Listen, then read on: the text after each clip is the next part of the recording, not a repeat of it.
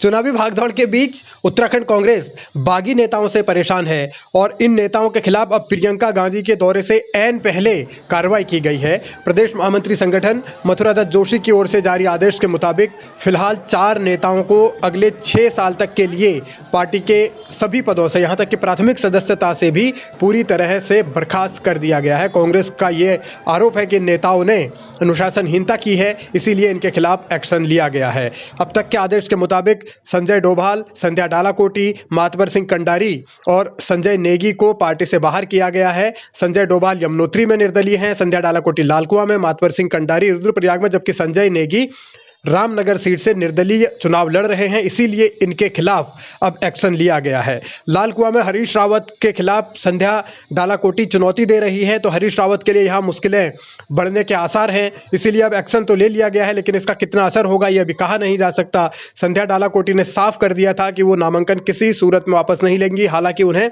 मनाने की कोशिशें कांग्रेस नेतृत्व की ओर से की जरूर गई थी। इसके अलावा संजय नेगी, जो कि पूर्व ब्लॉक प्रमुख रहे हैं, वो रामनगर में पार्टी कैंडिडेट के खिलाफ मैदान में उतरे हैं, इसीलिए उन्हें भी पार्टी से बाहर का रास्ता दिखाया गया है। संजय नेगी को भी मनाने की कोशिशें हुई, लेकिन उन्होंने भी नाम वापस लेने से मना कर दिया। मातवर सिंह कंडारी भी निर्दलीय मैदान में हैं, वो रुद्रप्रयाग सीट से लड़ रहे हैं, उनसे भी बातचीत का दावा कांग्रेस के नेताओं ने किया, लेकिन वो भी नहीं माने। इसके अलावा संजय डोभाल हैं, जो यमुनोत्री सीट से निर्दलीय लड़ रहे हैं। एन मोमेंट पर उनका टिकट कटा था आखिरी क्षणों में, और इसके बाद उन्होंने निर्दलीय लड़ने का फैसला लिया है।